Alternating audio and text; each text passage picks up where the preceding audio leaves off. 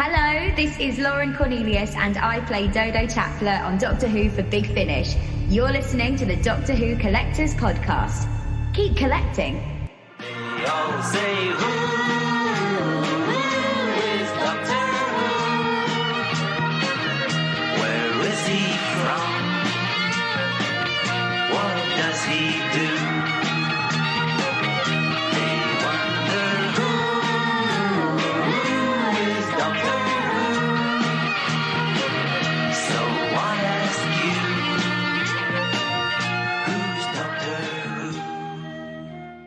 Welcome back to the Doctor Who Collectors Podcast, the podcast that explores the expensive world of Doctor Who collecting and all merchandise.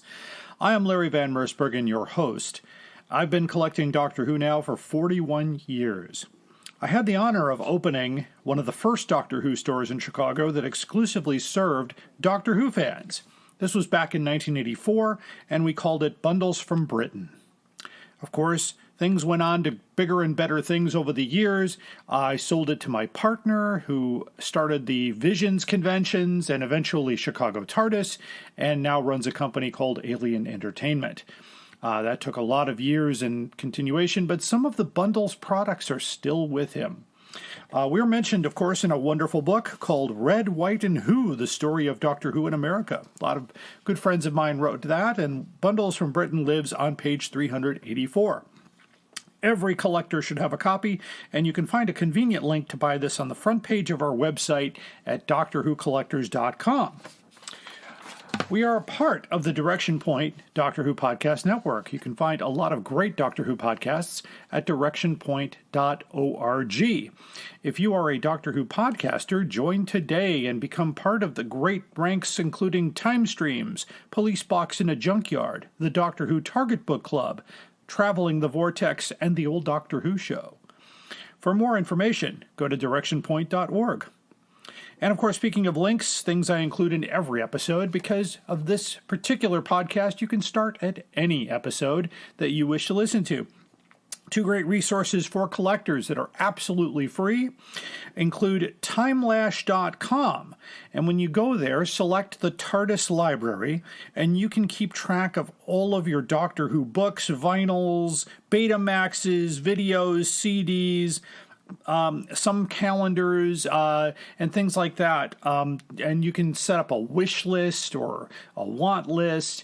In some cases, there are links to Amazon where you can buy some of these items. Unfortunately, his eBay connecting tool doesn't work anymore, but it's a free site, and I want to give special thanks to Mr. Dan O'Malley, who runs that site. If you need to do some research on Doctor Who items, I use it quite a bit myself when I'm doing research for a show. I go to the Howe's Transcendental Toy Box. Now, you can get the books, but I think they found that they were publishing books, and then items made by, for Doctor Who were coming out faster than they could publish the books. So it's best to set up a website, and that website is drwhotoybox.co.uk, and run, of course, by David J. Howe, who's a great friend and one of the best resources for collectors. He's answered many questions, sometimes at conventions when we couldn't figure out what this little Dalek toy was, and he wrote back, oh, series this was this color, this was this color, and this was this. It was just amazing. So, if you're looking for great Doctor Who items at great prices, now, breaking news here, Alien Entertainment has exactly what you need, and right now, I believe they just bought 4 Doctor Who collections, so check their website. They're slowly getting these items up on the web if you're looking for some odds and ends, or things that came out of the 80s or the 70s. That's, going to be happening very soon, so keep an eye on that. You can also select free pickup from the store. If you're in the Chicago area, you should be able to visit their Lombard location, and it's a wonderful place to go. It's a very nice store. Mr. Gene Smith owns and operates that. Of course, Mr. Gene Smith and I were partners in the Bundles from Britain days. They're open Wednesday through Saturday. Visit alienentertainment.com for store hours. You can also find some great Doctor Who items at Forbidden Planet, which is one of our sponsors. And you don't need to go to their website. You can just go to my website at DoctorWhoCollectors.com, select Doctor Who merchandise links. And, of course, don't forget our own eBay store. We've got lots of stuff open, Target books and some goodies that were extras or donations or things that I found that I didn't need. So I'm happy to share those with other collectors. All proceeds from the eBay store benefit the podcast. In addition to all of our podcasts posted and all that information on merchandise, we also have one of the only complete guides to Doctor Who hardcover books.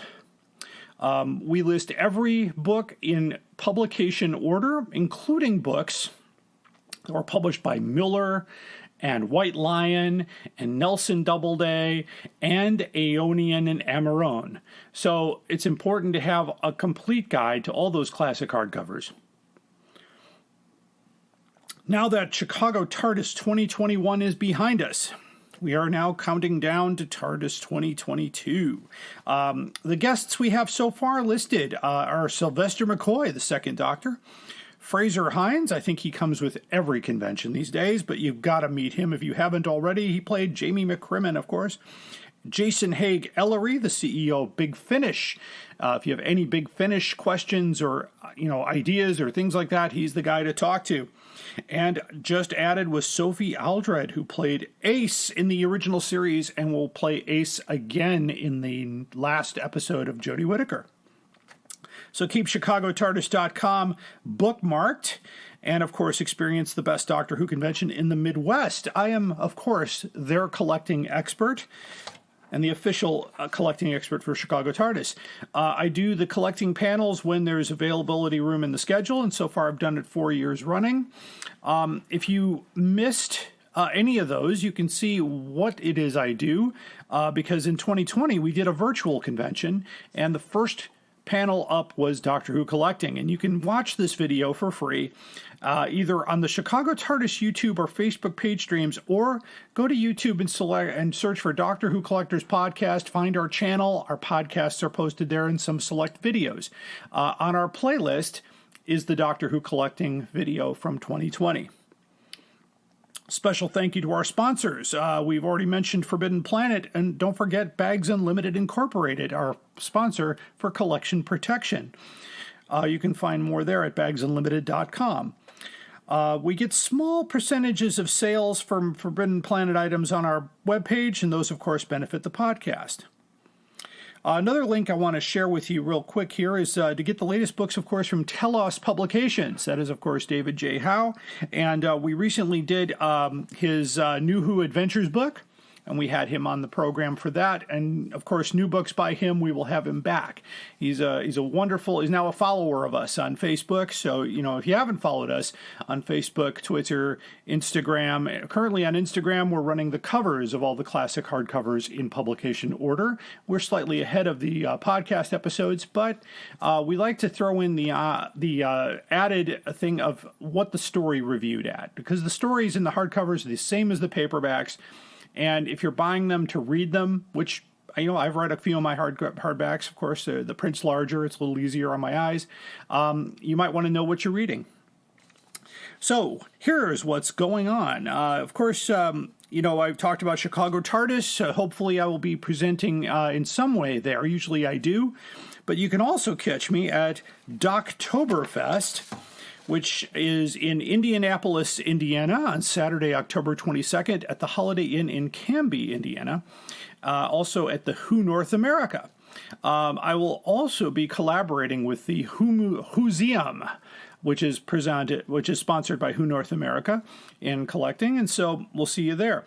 I'll also be at Chicago TARDIS 2022, and tentatively, I will be at Consinity 2023 next February, presenting Doctor Who Collecting.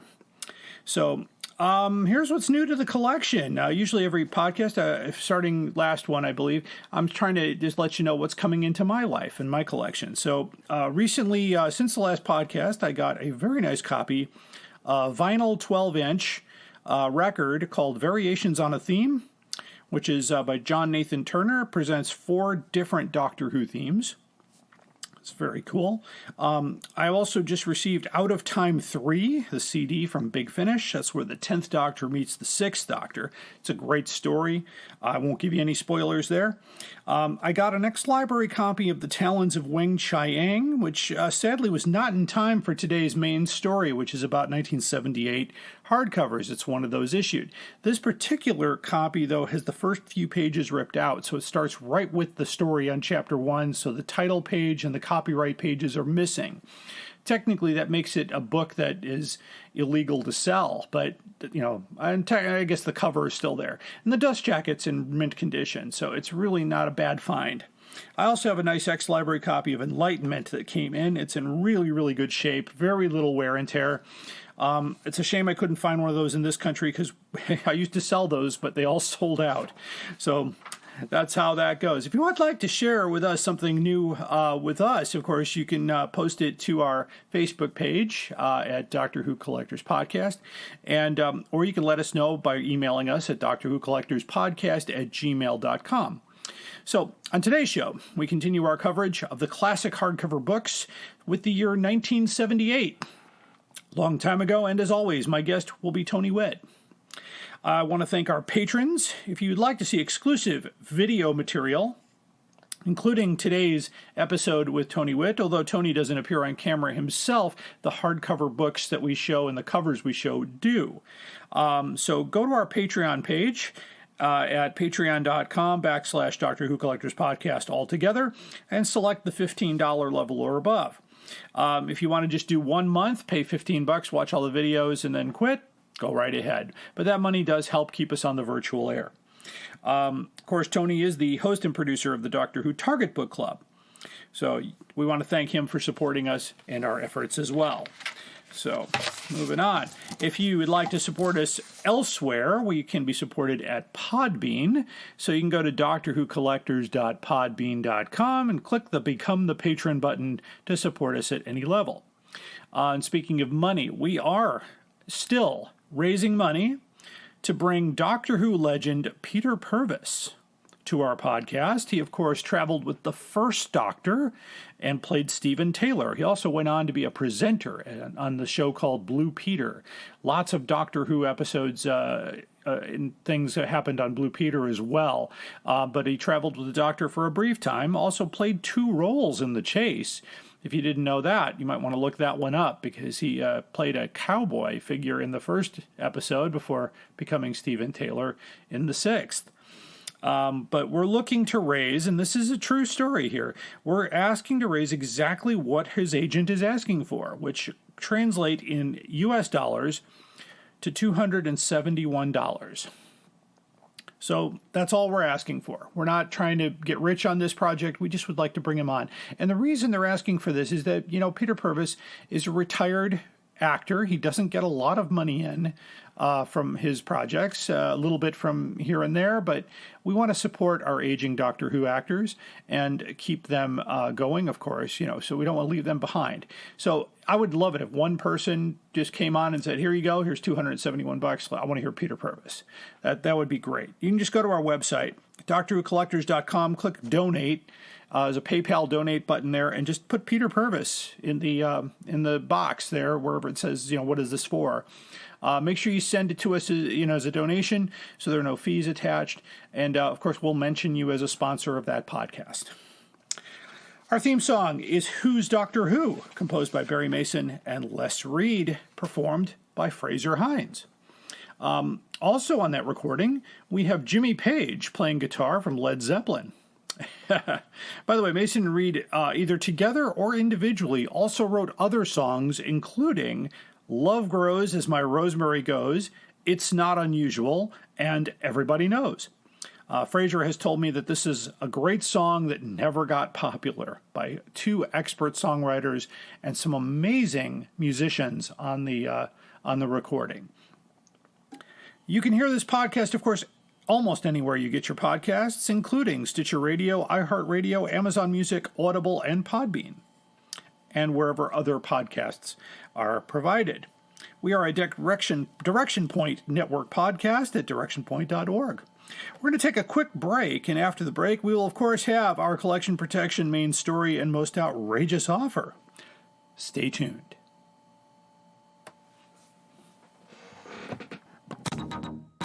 Hi, I'm Juliet. And I'm Nathan. Experience Doctor Who from the very beginning through a classic fan's eyes. And through the eyes of a new Who fan. Reminisce and relive those classic moments with Nathan as he offers fun insight. Or experience them for the first time with Juliet as she dwells on social issues, history, fashion, and the size of a flashlight. We're the Time Streams podcast. Find us on Spotify, Stitcher, or Apple Podcasts. You're listening to the Doctor Who Collectors Podcast. Keep collecting. Are you ready to travel through time with us? Then check out Traveling the Vortex, a Doctor Who podcast. For nearly 7 years and more than 500 episodes, we've traveled from one end of the vortex to the other, making different stops with different doctors, reviewing everything from TV stories to audio plays, from books to comics, and more. Sean, Keith, and Glenn take you on a journey through 50-plus years of Doctor Who episodes and spin-off materials. You can find us wherever you get your podcasts, so be sure to check us out. And now, we're a proud member of Direction Point, a Doctor Who podcast network. You're listening to the Doctor Who Collectors Podcast. Keep collecting. Sad, really, isn't it?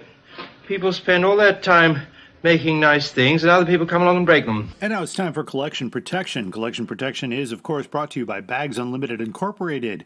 For all your protection needs, they have everything, almost everything, because we're going to talk about something else today. But anyway, poly bags, shipping boxes, storage boxes made out of plastic so that they withhold the water a little bit better, static paper and book covers. You just got to check them out. BagsUnlimited.com. If you do reach them, make sure you know to let them know you heard about them on the Doctor Who Collectors Podcast. Today, I want to address a question that was brought to me about displaying action figures. And action figures, I guess recently there was a special book that came out about Doctor Who action figures, and it got a lot of mixed reviews because I guess it didn't cover everything.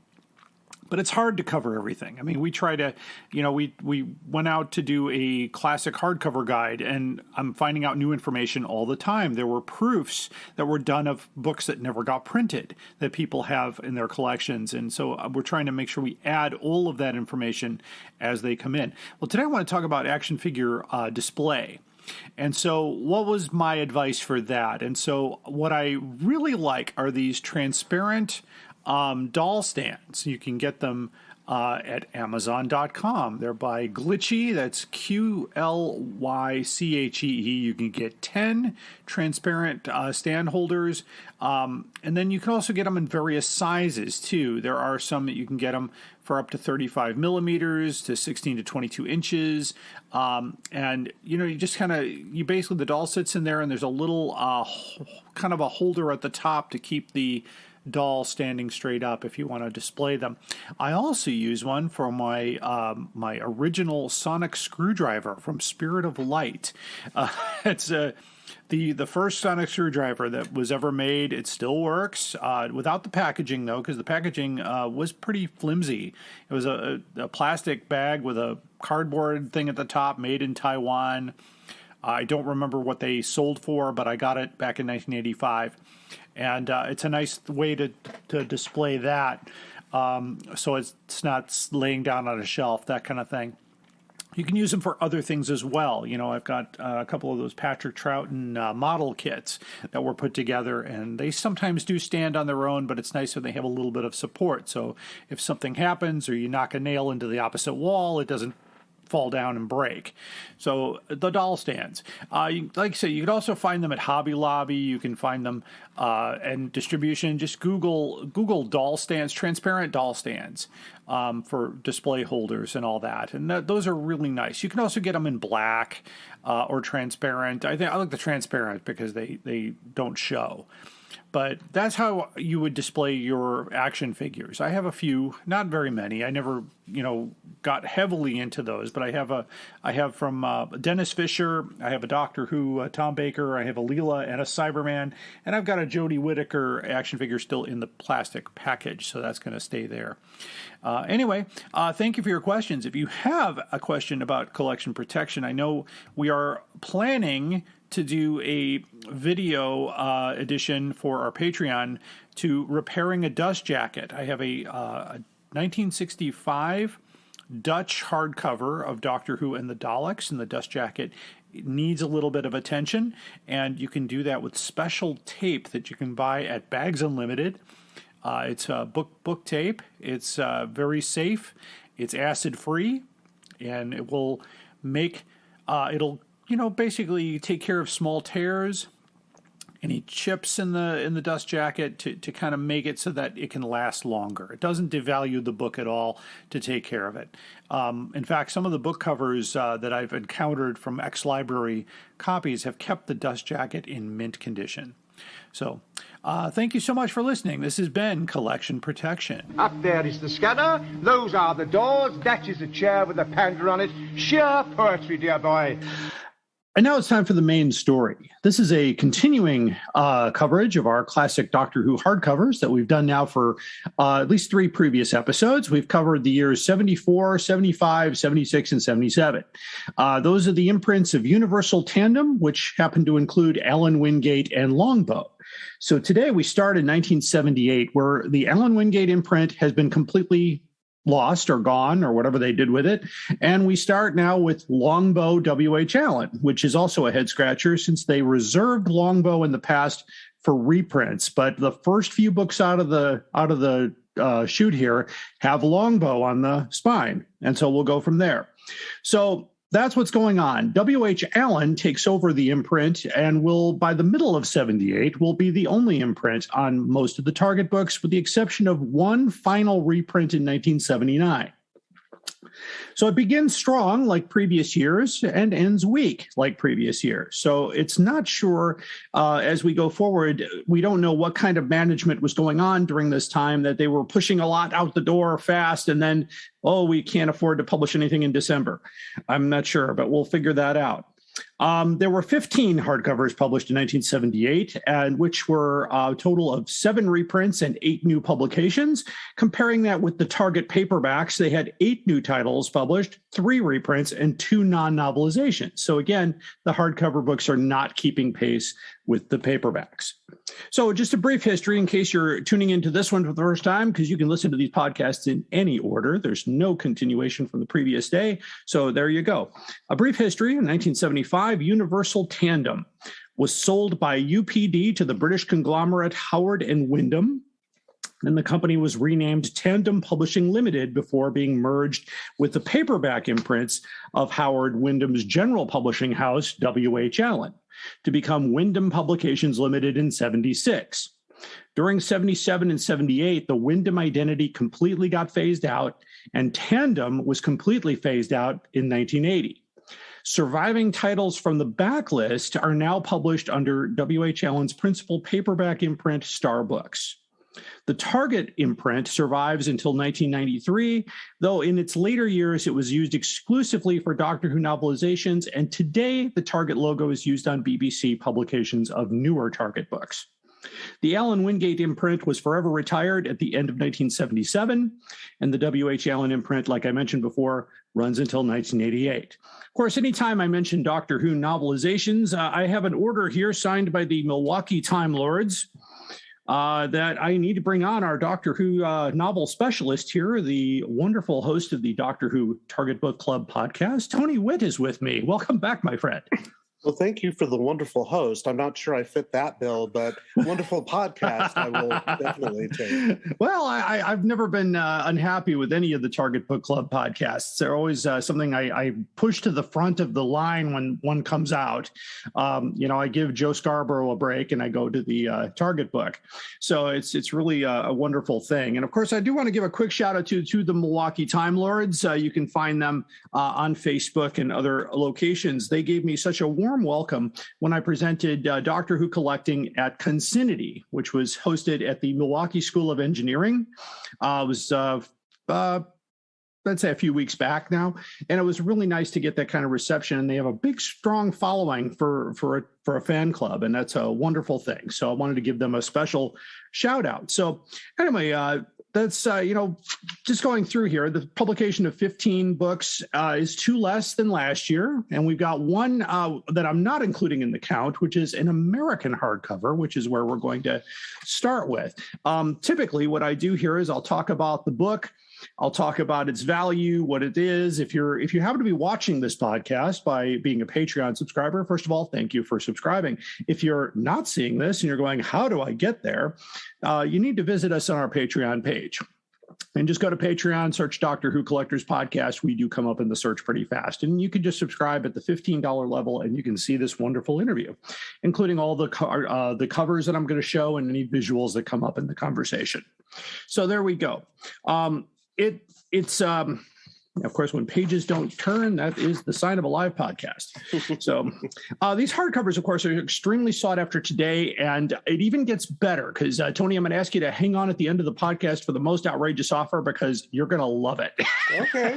Sounds fine by me. So, because it's totally related to not this particular year of hardcovers, actually it's the 76 year, but one sold at such an astronomical rate, everybody's jaw dropped when it happened, and we followed it carefully. A bunch of us collectors online looked at this and went, who did that? And it's even getting more crazy out there because they're now appearing in the searches are proof copies of Target books that were edited by whoever did the editing, the unbound proofs. You saw that too then. I did. So, and then David Howe chimed in. He's got several that he's kind of thinking he might want to get rid of. So watch that space, everybody. And as far as hardcovers, you might have to start a GoFundMe to help buy these, but nobody's going to contribute, so don't bother. And they can be found in a couple of different ways. You can find them in ex-library condition, which means they were once part of a library collection, either public, private, or college, and were either pulled or stolen from that library. Or you can find a non-library edition, which is generally a retail version, one that was sold in a bookstore, a book fair, book club, or retail or direct from the manufacturer. In some cases, copies of hardcover Doctor Who books were sent to reviewers, and those have come up for sale. And we'll talk about more of that later. None of the titles that we're going to talk about tonight were distributed in the United States, except for the very first one we're going to talk about, which was done in the United States, but nobody knew about it. So there we go. So 1978. Tony, any good memories of 1978? None whatsoever. Okay. Though now that I'm doing the YouTube channel, that 70s review, I know that Wonder Woman would have aired during that time, and so would The Incredible Hulk. So yes. Probably lots of good or fairly good television for the time. But apart from that, no, not really. my big memory was in third grade. My teacher was extremely adamant in December that when we come back from holiday break, that when we start doing a heading on our papers, that we put 1978 on there. And of course, nobody heads their papers anymore. Right. And my friend is an English teacher as well as a podcast host. So I'm just, when I say head your papers, all my younger friends out there go, what is that? Anyway, in 1978, Tom Baker's first 4 seasons as the Doctor were sold to PBS stations across the United States. This time, though, Time Life was ready to have the Doctor poised for American consumption by having stage and screen actor Howard Da Silva read voiceover recaps of the previous episodes and teasers for the next one, which would inform the viewer as to what was going on. And sometimes even Howard Da Silva had no idea what was going on. To accommodate the teasers, up to 3 minutes of original material was cut from each episode. PBS program planners took the show at face value, but soon achieved cult status. A few commercial stations, including WR-TV in New York City and KVOS-TV in Bellingham, aired the show for a few years. So that means you watch Doctor Who with 2 or 3 commercials in the middle. So that was a pretty cool year. In fact, I know recently in 1975, I had posted on, if you follow our Facebook page at Doctor Who Collectors Podcast, I found the original TV listing for the premiere of Doctor Who in Chicago, which showed the mutants as the first story. And I do remember watching that. I remember that was, because I have vague memories of some of the scenes that I saw. And I thought, well, that's the mutants. So we did see it when it first aired in Chicago. It was on Friday evening at 7:00, and they showed it in half-hour segments. So pretty cool stuff. And the amazing thing is that you kept watching after that one. Well, it was one of those things where I was doing something else, and my mom said, "Hey, come here, you might like this." And here we are today. So my mother, of course, is passed on since then, but she always had an interest in Doctor Who for a long time. She watched it every week with me. She thought it was a great show. So, I mean, it was one of those things that just happened to come on. It was it didn't really get a big inset. Like if you look at Radio Times, sometimes I'll have an illustration to go on top of Doctor Who, like a little Dalek when there's a Dalek story or something like that, to show people, hey, it's on. And in America, it just said new premiere Doctor Who, and then had a very bad, I would say, a perfunctory listing, probably the listing that they got from the media release of what Mutants 1 was. So and of course they went in some strange order, because the next story was like Mind of Evil, and they kind of went. I think what they didn't know what the order was. They just got them and did, okay, this story was here and this is how they arrived in the cans or whatever, however they did it. But of course, if you want to go to YouTube, and you can find people who have captured some of these Howard Da Silva introductions, and some of them are included on some of the DVD releases and special features, I believe. Is that right, Tony? Yes, yeah. They are. And in fact, now that you have reminded me, I remember that I did see Underworld and saw for some reason, the PBS station that I watched was running Underworld, and I think it was in the film format rather than the episode format. And for some reason, Howard Da Silva's voice came through when they plummeted into the underworld, and that was the only bit of narration. And I remember at the time thinking, the hell is this? Why is an American narrator coming in at that moment? Is it going to happen again? And it didn't. Which is just bizarre. And then sometimes you find those editing errors in the film as well. I know one of my most famous editing errors that actually it still is in most of the prints was in Day of the Daleks, when you hear the right. And it's like in the second episode, it's like they forgot to take it out. And I thought, when I first saw it in the full film format, I thought they just left it in, but I saw it separate. They left it in there too. Mm-hmm. So it was something they couldn't take out. And for years, I thought that the first episode of Brain of Morbius was meant not to have special effects or music. Right. Because it wasn't there. Right. Anyway, we'll go to the books here. And of course, the Allen Wingate imprint is no longer used, like I said. So all of Allen Wingate's imprints are from 76, 75, 74 are the only years you're going to find those. So all the hardcovers will be W.H. Allen or Longbow W.H. Allen as they start off. All of the books have removable dust jackets. And they come that way, and they're priced. When I get to the first book, I'll tell you about prices. So I'm not sure why they used Longbow on some prints and not. Longbow is well regarded, in fact, pretty well researched, that they were the children's imprint. So they used it on reprints of previous books, but on some of the new books this year, and then 1979, the very first book in January has it, and then you never see it again. So I don't know what that's all about. Anyway, we're going to start with a very unusual book that was released in 1978, right in January. And it's Day of the Daleks from the Aeonian Publishing House in hardcover. And I'm going to show you the spine here because it has that pinnacle logo, as we call it, along with the Aeonian triangle down here, which, by the way, is very similar to, in later years, W.H. Allen uses a pyramid logo on the corner, and it kind of looks like that. It's very similar, but it was really interesting to see that. No dust jacket. and nothing on the cover. Later Aeonian books do have some imprints on the cover. I have a copy of Image of the Fendal that has the title embossed on the front cover as well. Mm-hmm. So you never know. Of course, this logo that I call the Pinnacle logo came out before Pinnacle, because Pinnacle hasn't happened yet. We're still too early for it. Published in the USA by Aeonian Press. Despite this being only one of 2 novelizations published in the 70s, Aeonian Press would republish this and publish 6 further novelizations in the 80s. So just to kind of give you a little bit of information, we're going to do a dramatic reading from our favorite book, Red, White, and Who, the story of Doctor Who in America. They do interview the owner of Aeonian Press.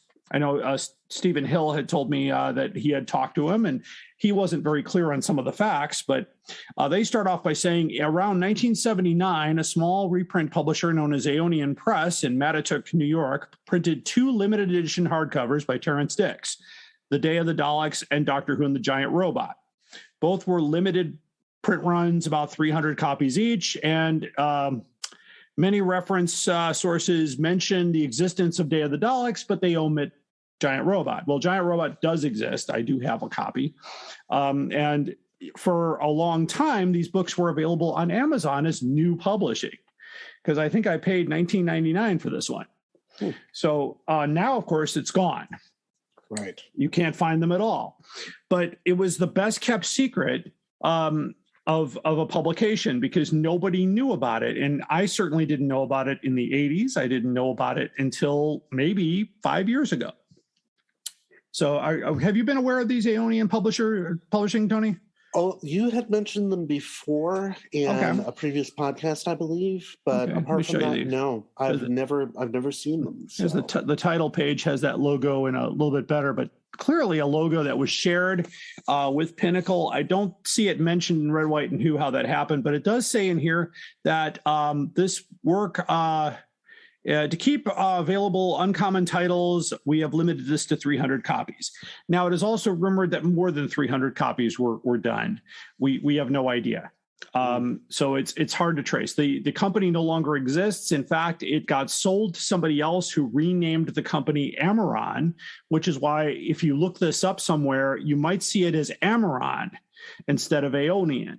But Aeonian is the first publisher, and there are other titles out there by Aeonian. If you go to Abe Books and type in Aeonian Publishing, you'll get a bunch of other books that came out, not necessarily the Doctor Who ones, because I check every once in a while, and none of those ever come up. So that was the first one in America that no one bought, because they were still for sale on Amazon up until recently.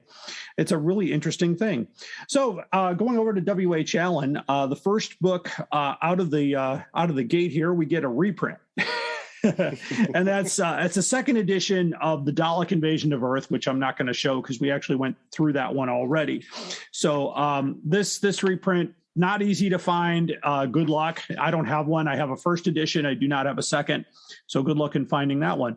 But next in January, we get a new book here, Doctor Who and the Mask of Mandragora, written by Philip Hinchcliffe with the cover by Mike Little, and has the W.H. Allen Longbow imprint. I'm going to see if I can get that up there. You see it says Longbow W.H. Allen. So it is not a reprint. This is a first edition. This corresponds, of course, to the paperback release the previous month, and this would technically be the paperback was a 77 release, but the hardback came out a month later. The price was £2.95, which today would be £15.35, and in US dollars would be $19.04. Brand new. So not a very cheap book. So it's a very expensive book. Today, this book would fetch about a minimum of $200. It's not that hard to find. I've seen several of these for sale. And of course, the jacket, of course, has the back cover blurb on the inside flap. And the later flap has a wonderful picture of Philip Hinchcliffe and a little biography about him. So I already know where the thoughts are going, because Philip Hinchcliffe is not a favorite author of the Target Book Club. No. So what were the ratings on this book? Nothing against Philip Hinchcliffe himself. He's a wonderful man, but not the greatest writer. We covered Mask of Mandragora in episode 90, and we had Eric Gulbranson with us on that particular episode. And Eric LeBranson is the host of another podcast on our same network. Oh, yes. He gave it a 2.5. Dalton gave it a 2.5, and I gave it a 2. So this is one of the few times I gave something a lower score than the guest did. Wow. And yeah, we found, just as we had with Seeds of Doom, right, that he tends to leave things out of the book that are important, and it's not exactly prose that sets the world on fire. Gotcha. So, yeah, not the greatest. Okay. Yeah, and unfortunately, he has a few out this season, so it's one of those.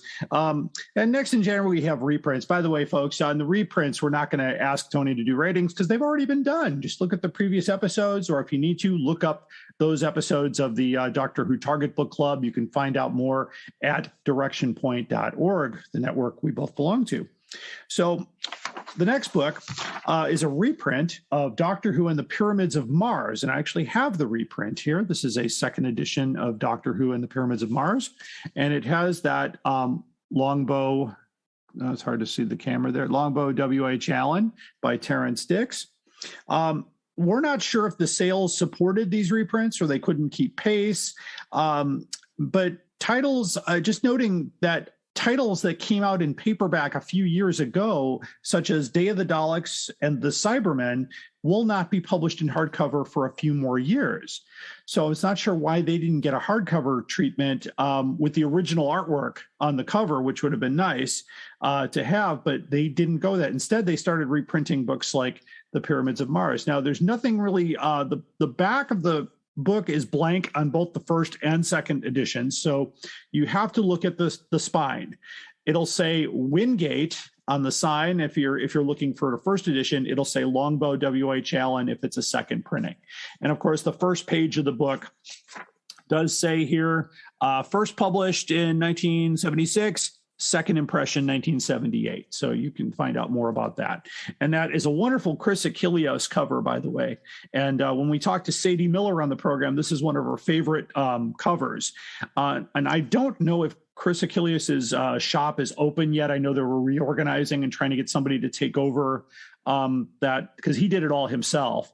But all those prints, he still has those to publish and all that. But his wife, his widow, Tasha, told me that they were looking for somebody to take over that, and they would get that up and running, because that did produce a pretty significant income for the family.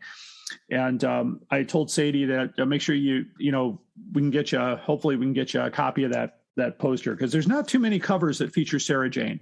Right. So very sad there. Next, of course, another reprint. It seems like we're putting all of our money into reprints, and we get another reprint of Doctor Who and the Web of Fear. And this is the second edition of Web of Fear. I do have that one.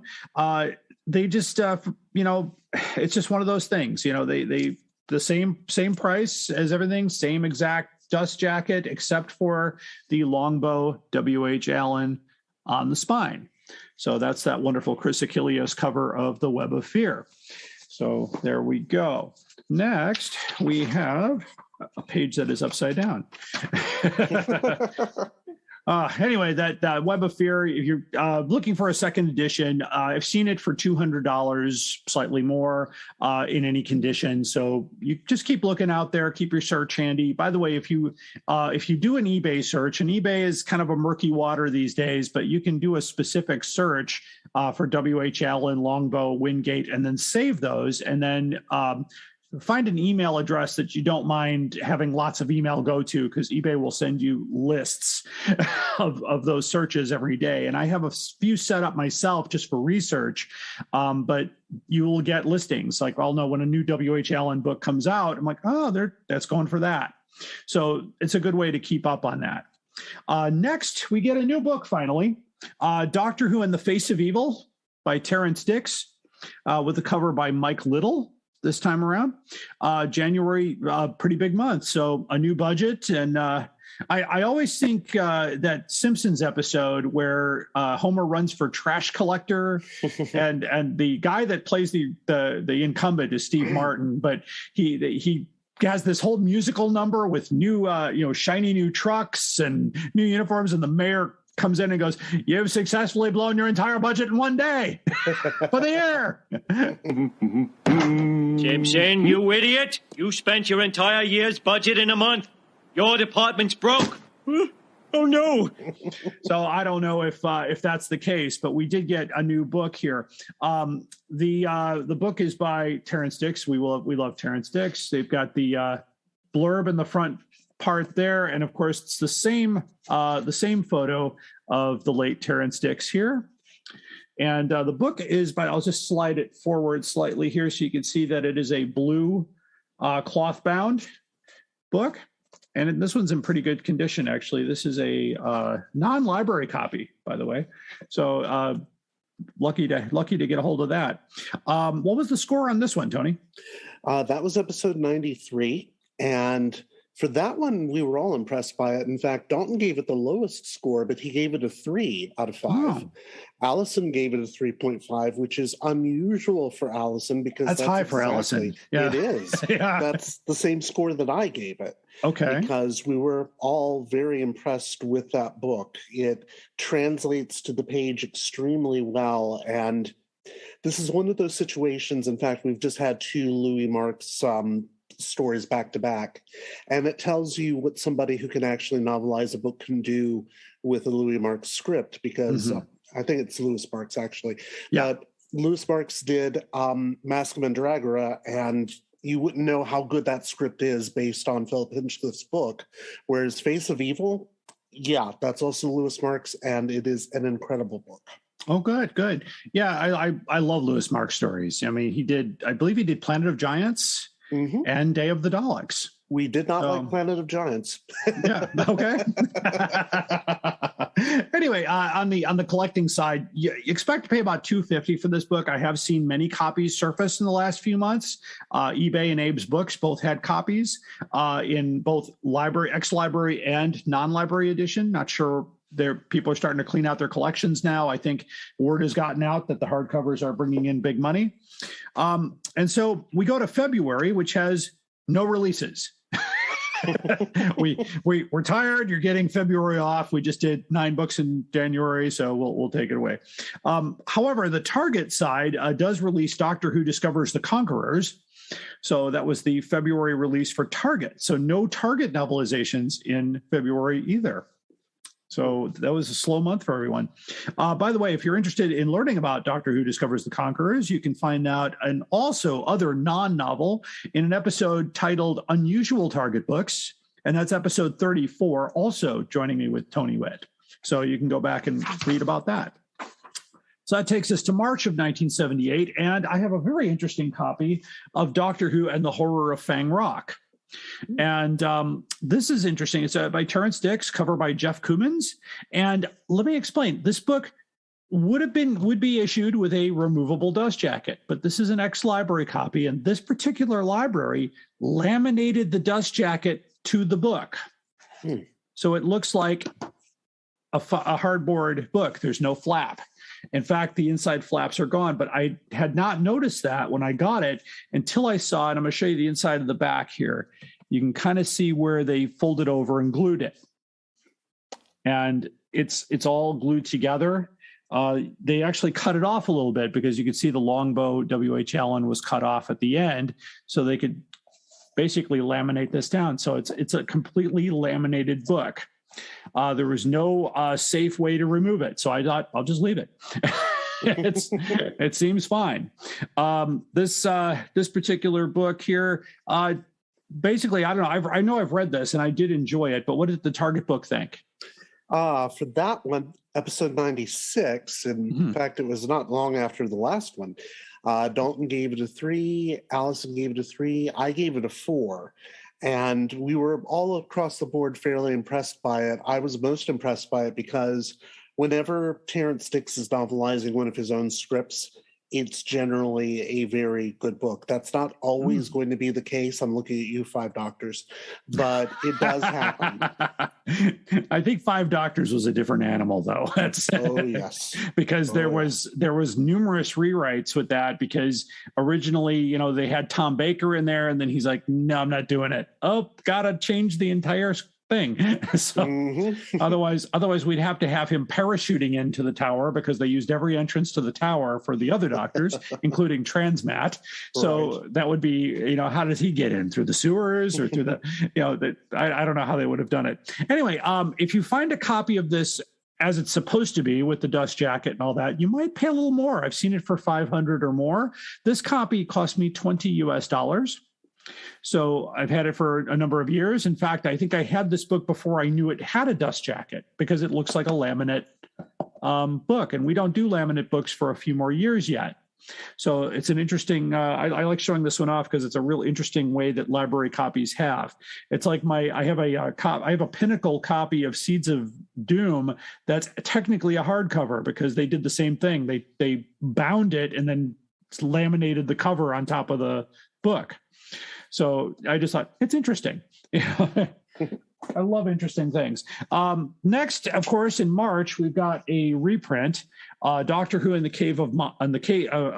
Carnival of Monsters, the Caveable of Monsters. Can't talk tonight. It gets a second printing with the Longbow W.H. Allen imprint. What I'm holding here is a first edition, just for visual here, and that does have the Wingate. Allen Wingate, I'll show there, Allen Wingate. So this is the first edition.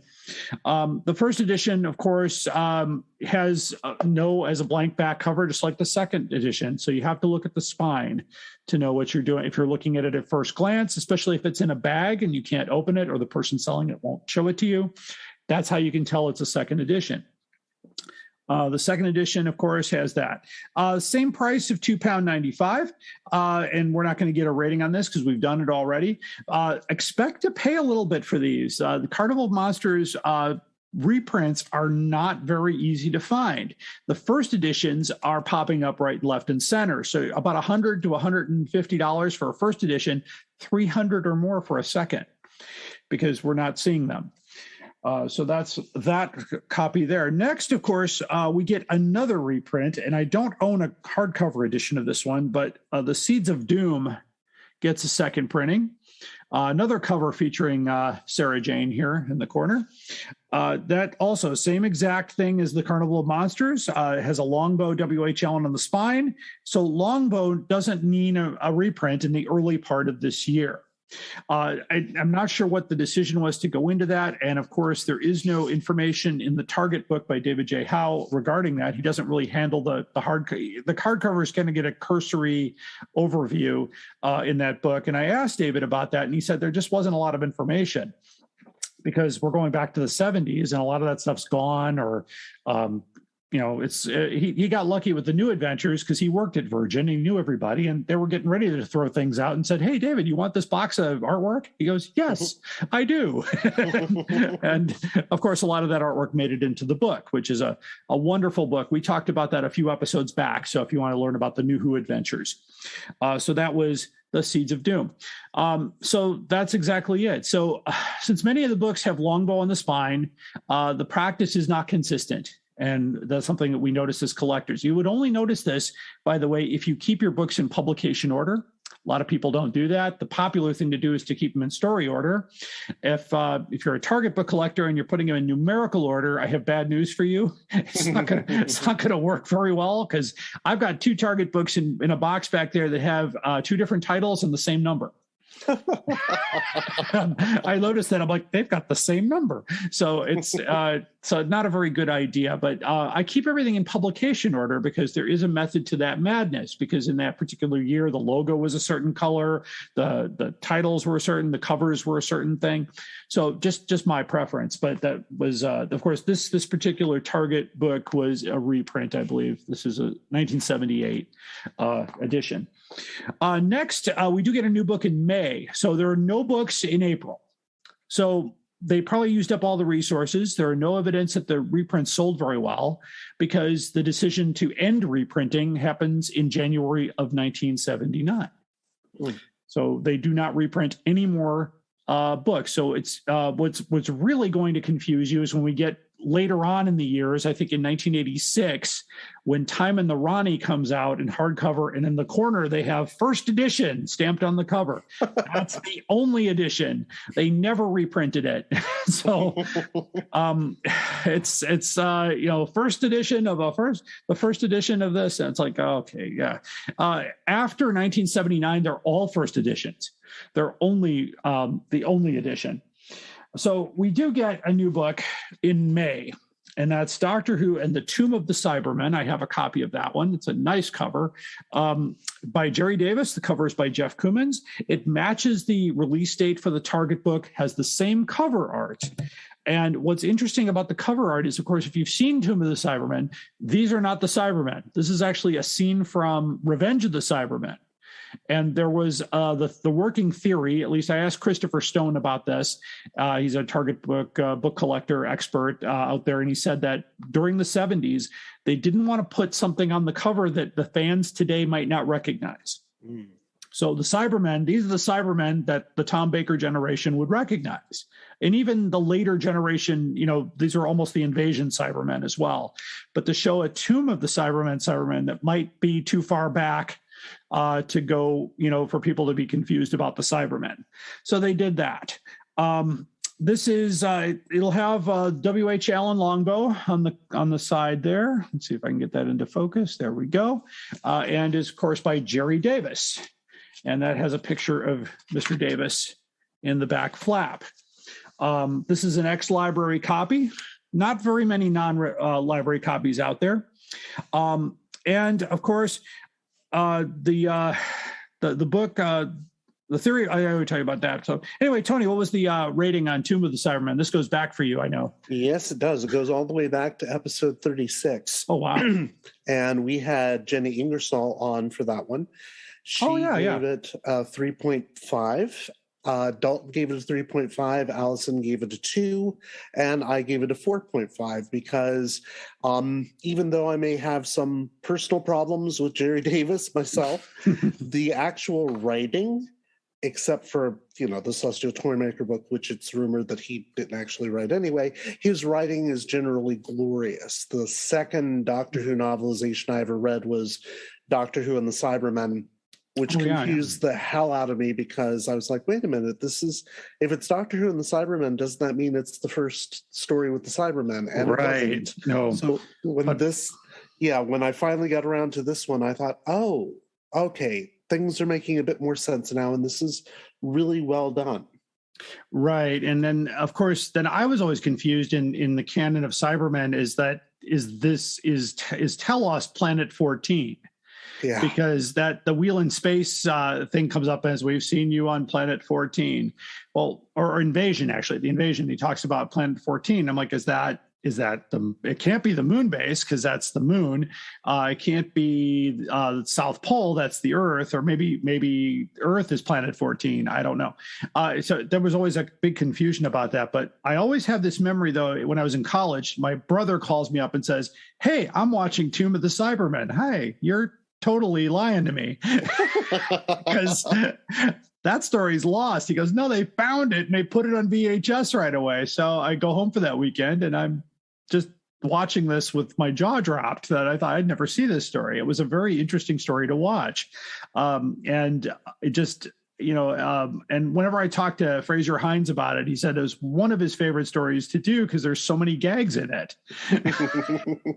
My favorite gag, though, is when they're entering the tomb and Troughton grabs a hold of Jamie's hand and he slaps it away. Fraser said that was on purpose. He said they always did stuff like that, and that Patrick was a bigger practical joker than he was. So it's just really interesting. If you ever get to a convention, by the way, almost all Doctor Who conventions come with Fraser Hines these days. So just go and just ask him about it because he will tell you the story. He will tell you anything. He will talk to you. He did, and also he did a very nice. He sent us a nice message for the 50th episode. I don't know if you heard that, but no, I did not. Yeah, he actually sent something and told us about the theme song, "Who's Doctor Who," and oh my, that's where we learned that Jimmy Page plays the guitar on it.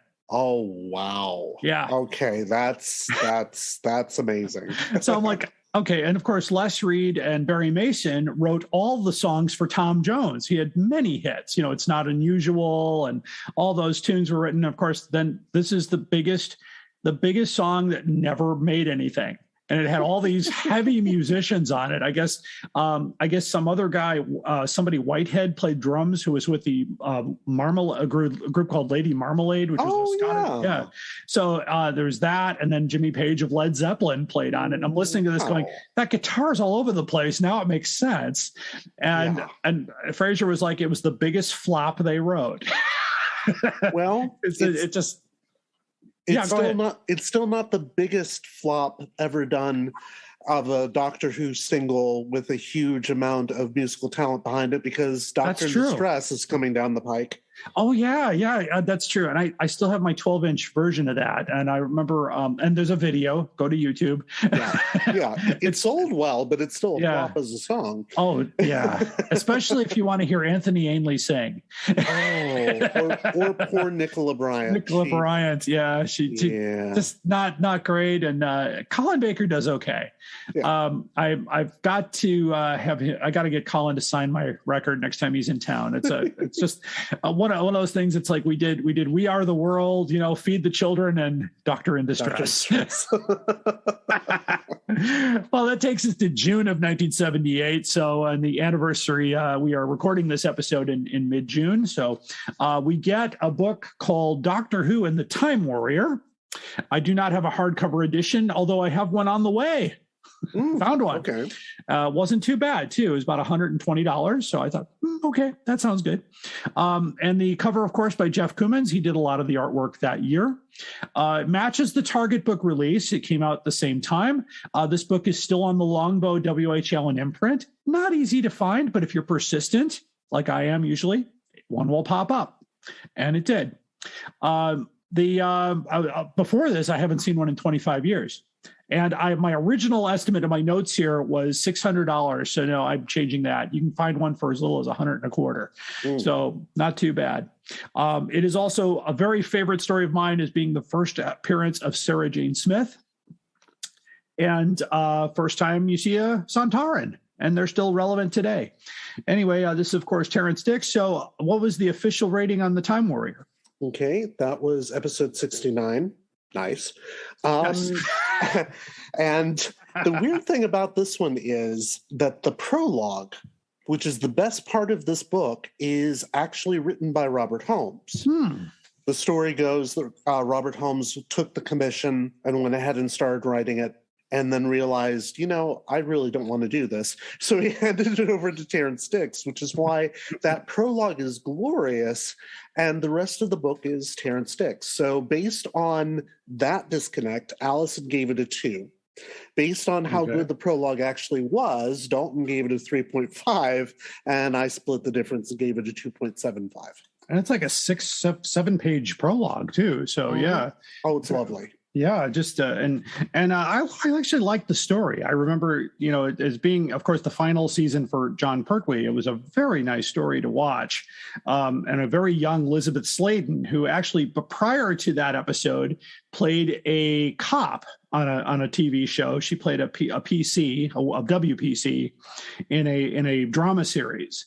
And that clip was on YouTube. I actually found it I do share it on my website. So I want to see it, because we shared it with Sadie Miller. She had never seen it.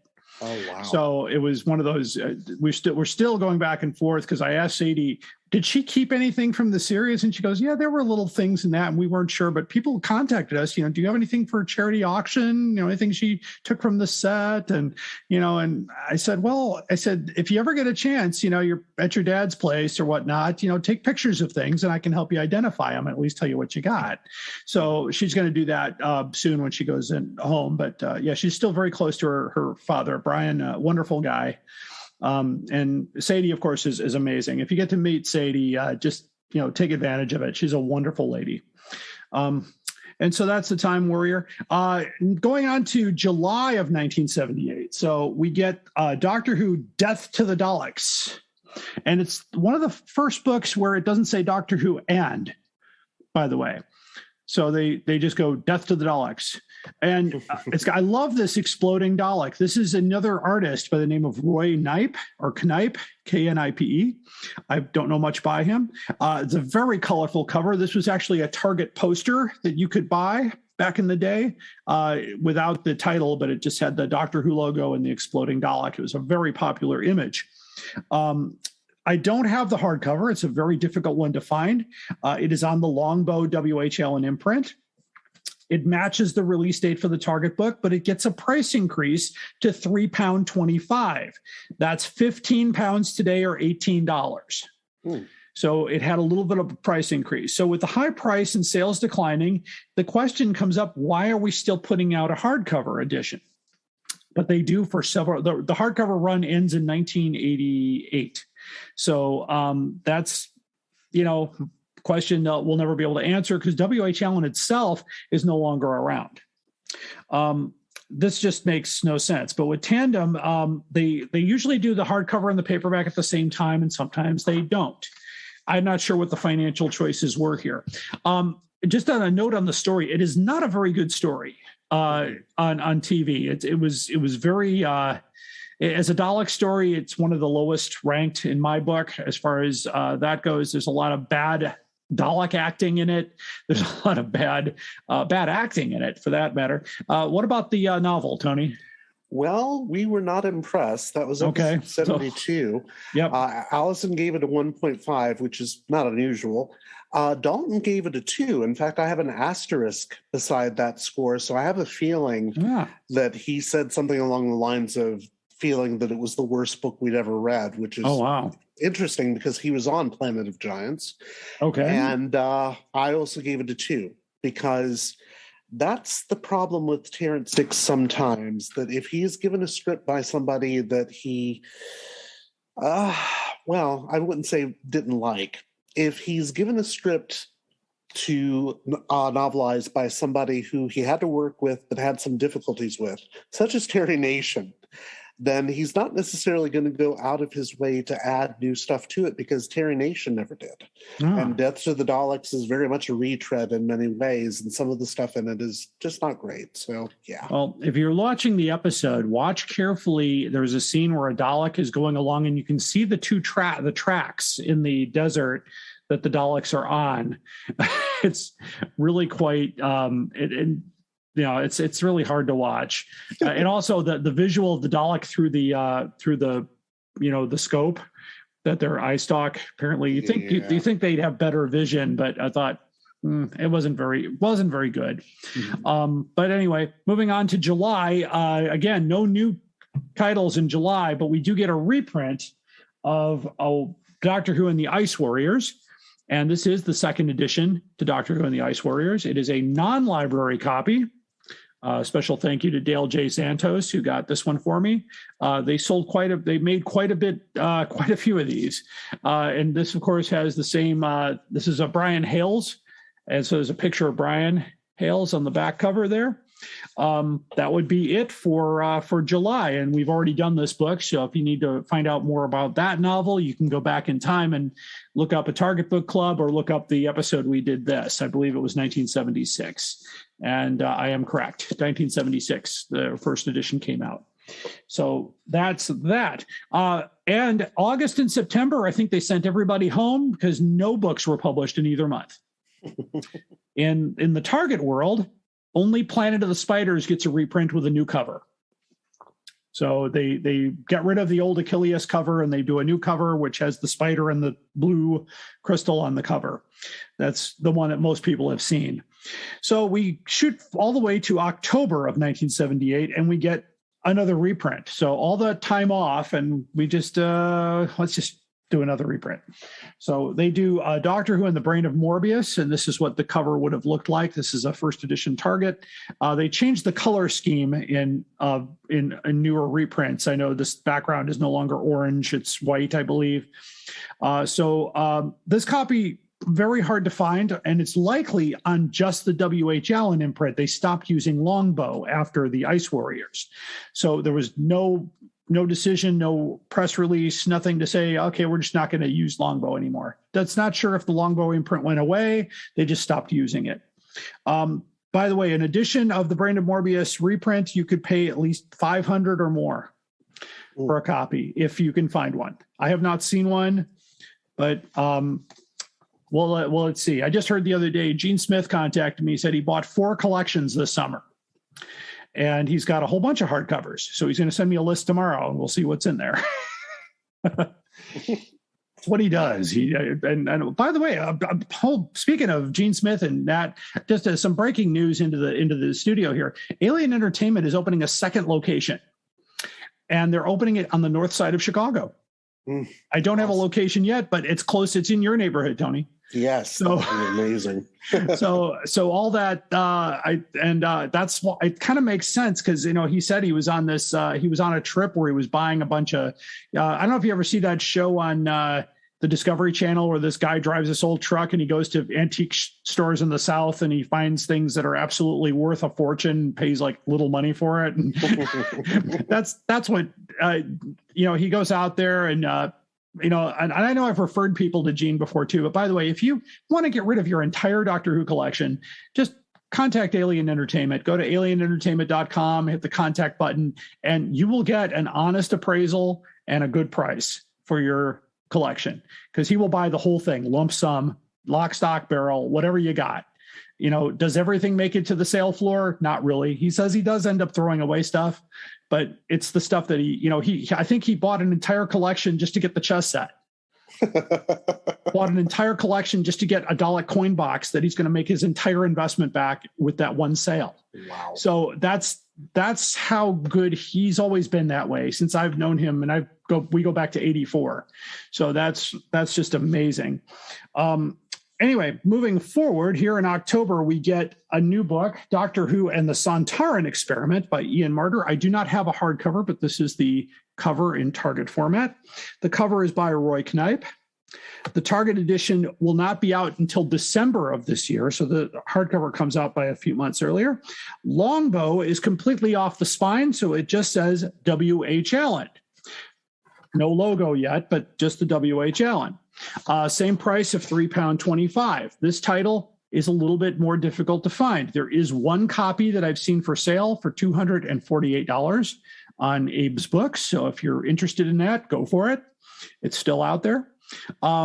So I'm going to guess, because I know Ian Marter is a favorite of your podcast. So how did Sontaran Experiment fare? We were definitely impressed by it. Dalton, that was episode 78. Dalton gave it a 3.5. Trey Corte joined us for that one, and he gave it a 4. And I gave it a 3.75. I'm trying to remember why I've rated it so low, because it's not perfect by any means, but Ian Marter, more than just about any other Doctor Who author, has a tendency to expand the stories well beyond what we get on television. And for that one, being a 2-parter, he definitely expanded it, much as he does with the Rescue, which is unrecognizable from the version we got on television. It's something else. He's also a very nice man too. I know he's passed away since then, but I met him in 1985 at the Chicago convention, and he was just extremely thrilled to meet fans and talk to people, and was a very nice man. Just somebody who I saw being nice even when he was not on. Which not all Doctor Who actors are nice to people when they're not on. So right. There's a reason why some people are not asked back to Chicago TARDIS, and I've inquired, and they said, "Oh, that's why." Okay. So not everybody's nice, but Ian Marter was definitely a nice man, and God rest his soul. He's cancer, I believe, was his. I think it was cancer, wasn't it?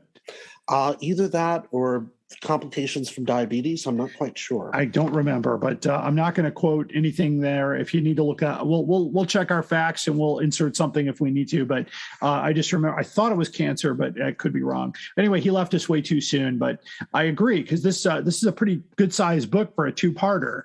And I was just looking in this particular copy. This is a 3rd edition. It was reprinted twice in 1982, so it sold very well. I'm guessing the paperbacks sold real well there. The final hardcover was done in November of 1978, because they did no books in December. they're gearing up for that January reprint. So the final book is Doctor Who and the Android Invasion by Terrence Dix, with the cover art by Roy Knipe again. That wonderful crawl there, and Tom Baker tied to the stake, which is wonderful. And the book matches the Target release. The spine, by the way, simply reads, and I'll show you, W.H. Allen. That's how it would look. The Longbow is gone. There's no explanation. However, you will see Longbow one final time next year in 1979. They use it once, and you never see it again. In fact, you will see the last reprint in January of 1979 because somebody must have come down and said, that's it, stop reprinting.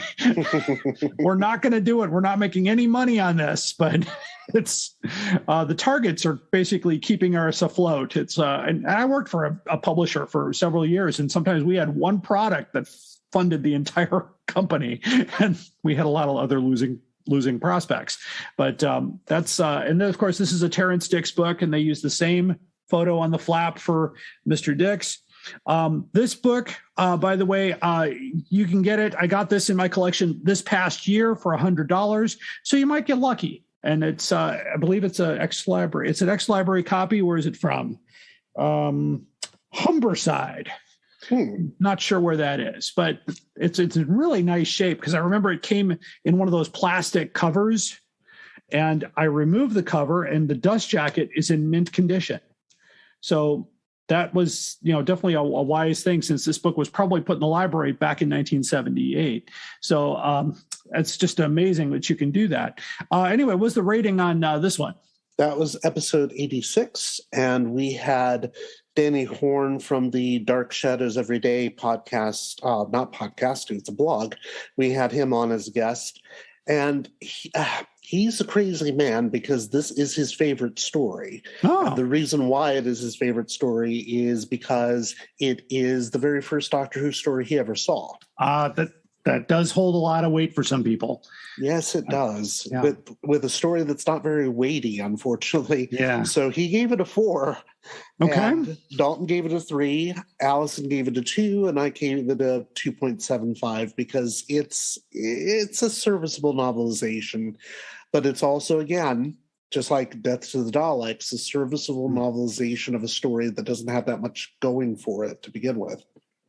Yeah, and like I said, the paperback copies of this got several reprints, and so they did sell. These, however, did not. This title was not reprinted. But of course, with a hefty price of £3.25, I believe that's what's on here. Yeah, £3.25 net on there, which is $18 US today. So it's quite a hefty price for this little book here, this 6x9 book. So that's the final book of 1978. So that takes care of 1978. If you want to own a complete set of these, you might have to just get the guy downstairs below and open your soul up for auction, because it's quite an expensive thing. Now, I did an estimate based on my estimations, which is what I've actually seen them go for, and just guesses based on what the market might suggest. So a complete set of these books, including the reprints, including the Aeonian book, would be $6,892. So that would be it. And of course, I know I've asked this before, Tony, but I know you don't have any hardcovers in your collection at this point, right? Not at the moment. In fact, generally when I get hardcovers, I use them as giveaways at Chicago TARDIS, when we do have our live recordings, which we haven't had in a couple of years because obvious reasons. Right.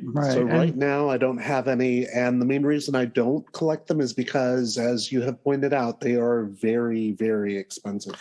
Yeah, and they're getting more expensive, which, when we, I'm going to ask you to stick around for the next segment on the most outrageous offer, because that's going to lead right into that particular issue of a book going there. So I want to get your reaction on that. But my advice, of course, to all collectors is negotiate whenever possible, because sometimes a book will sit there at that high price for months. If you can come up with a reasonable offer, and I mean a reasonable offer, like, go 20% below and see what happens. They may be inclined to go, yeah, I've been sitting on it for a while, I want to get rid of it. That's fine. beware of high-priced auctions that may not produce fruit. Be careful what you do, especially eBay. If you're going to spend any significant amount of money, ask for better photos, get communication going, make sure you check the reviews and ratings of all sellers.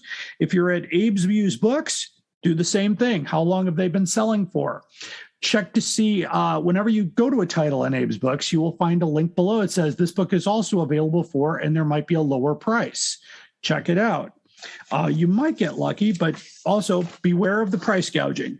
Go to Facebook groups and look for respected sellers. Two people that I highly recommend are Mr. Dale Santos and David Russell from Scotland. He's got almost all the hardcovers, and when he finds them, he puts them up for sale, and they're not very expensive. So my thanks, of course, to Tony Whitt, and he's going to stick around for the next segment here. So while getting that ready to go here, tell our listeners where they can find the Doctor Who Target Book Club. If you do a search on Google, you'll find us at soundcloud.com/ I believe it's Doctor Who Target BC. In fact, let me look that up very quickly. I keep doing this. And I'm never ready for this. And for some reason, I should be. There it is. It is soundcloud.com/ Doctor Who Target BC. And you can find us there most directly. But if you listen to podcasts through iTunes and other providers except for Spotify, you'll be able to see us there too. Sounds good. And you can also find this podcast as well as Tony's podcast at directionpoint.org, where we have all the network podcasts under one roof. And you can find other great podcasts there as well, like Time Streams, Traveling the Vortex, and Police Box in a Junkyard. So do check that out. Of course, we're going to do a continuation of this series somewhere down the line. Later this summer, we will have the classic hardcovers of 1979 and all of those releases there. You can follow us on Instagram at Doctor Who Collectors to see the full cover of all the hardcover books. I am posting them in publication order. Got a lot of replies from Andrew Skilleter in the later years. He's telling stories about how he was rushed to do the cover for the Crotons, by the way. And so that's why it looks real airbrushy and kind of, he was really unhappy with it. He said it was not finished. He said, oh, we need it now. That's a shame because it's better than the book. I know. Yeah, the cover is great. Book, not so much. Of course, if you have any photos of the books we talked about or want to provide proof of life of any second or third editions we don't talk about, send us an email at drwhocollectorspodcast@gmail.com. You can find the entire hardcover guide at our website at drwhocollectors.com. Tony will be with us, so we'll be right back. There is no plot. I am being completely honest with you. And now it's time for the most outrageous offer. Tony is with us again here for this because this was a real interesting one here. This was an eBay auction. You may have seen this on Facebook, Tony, but someone was selling a copy of Planet of the Daleks hardcover non-library edition. Right. It sold, and it sold for $2,647.19. Oh, that is insanity. The gavel came down. I actually have to say I called it wrong, folks, because I put right on the post, this won't sell. There's no way. And then it did. And because I followed it, I actually found it on eBay and I put it on my watch list. And of course, typically when you put something on your watch list, the next day you get a little email saying the seller has given you a special offer on this book. And I was like, no, not going to do it. But it's sold. I've got the sold page in front of me. So that changes some of the prices of this particular book. Now, I'm just going to hold up this here because I have a copy of Planet of the Daleks. This is an ex-library copy. The value of the ex-library copy was somewhere around $400. Now I'm thinking $1,000. I'm not really seriously thinking of selling it, but it kind of makes it really hard for somebody who has one of these to go, well, if he got $2,600 for a non-library copy, I could surely get $1,000 for this one. Yes. And that's exactly how the market of this works. And of course I did get, there's somebody that came up and said, how come every time this happens, you pop up and whine about the prices? And I just kind of scratched my head there, but somebody else chimed in and said, You realize he was the largest distributor of Doctor Who hardcovers in the United States, right? Shut that guy down. I didn't say a word. Which, by the way, to my listeners, I was the largest distributor of hardcover books in the United States back in 1985. We did not have Planet of the Daleks, of course. That was not included in our distribution. But I know for a fact that how many books were actually sold in the United States at that given time, which means that somewhere out there are 250 copies of Twin Dilemma floating around. Because that's how many we had, and they all sold because it was the first Colin Baker story, and everybody was excited about it. That poor deluded souls. and the price was $12. So that was a different time. Of course, nobody had even seen these in the United States. They didn't. We were kind of the odd dealer at conventions going, well, you got those in hardcover. Wow, didn't know they made those. And people were grabbing up different titles and spending hundreds of dollars right off the retail rack. But now I'm seeing some of these books come back a little bit higher in price, but they're all non-library copies. And I said, well, this copy was distributed in the United States. The fact that a non-library, now the history of this non-library copy, there are several others that are going to pop up on eBay very soon. I don't know what they are, but this was an estate sale, and this person had them tucked away for years. And this one is in really good condition. There's a slight tear on the back cover. He included really good photos in the upper part of it. But there's no marks in it, and the book is tight. So it's a book that you won't see very often in non-library, but a few more are about to pop up, and I wouldn't be surprised if the bidding will start at $2,000 for those. So that's the and of course I have a link to the closed. I'll have a link to the closed sale so you can take a look at it. The photos, they stay up on eBay for a long time, so you don't have to worry about it going away. But that was the final gavel on it. I don't know what the shipping was. Gosh, my bifocals usually don't work on these small print here, but yeah, it did go for $26.47.19, and it's I believe that was with shipping, by the way. The final bid price was $21.60. So it's absolutely, I don't even know where it went or who bought it. It's private, but someone, I hope, as far as that goes, $2,000. That's more than my mortgage. That is almost my property tax payment, one payment. It's almost, it's a lot of money. That's 2 months rent for me. 2 months rent. Yeah, that price represents real life things. And so, in an attempt to whine about the prices again, as somebody told me I was, it's just hard for me to see a book that I remember putting a $12 price tag on 30 years ago and seeing it go for $400 today. I know for a fact it could not have appreciated that much. And I often have to correct folks when they say, well, the Day of the Daleks hardcover, very hard to find. You'll pay $600 for that. Then where are the 300 copies we sold? Because that was a book we distributed. Mm-hmm. We had it. We had a whole case of those, and they sold out pretty quick in that year of conventions we did in 85 and 86, and we did a lot of them, a lot of little ones, little creation ones. In fact, there was one we did at Elk Grove Village High School. Was doing a Doctor Who convention, because I do remember that one real well, because it was Gene and I and one other person that ran the table, and the fire alarm went off and Gene refused to leave. They're going to have to carry me out of here. Because he was worried about somebody stealing, which, by the way, today, and it's a founded fear, but in fact, at Chicago TARDIS, a security guard usually sleeps in the dealer's room. Yeah. And that's, there's good cause for that, because, it's a lot of money.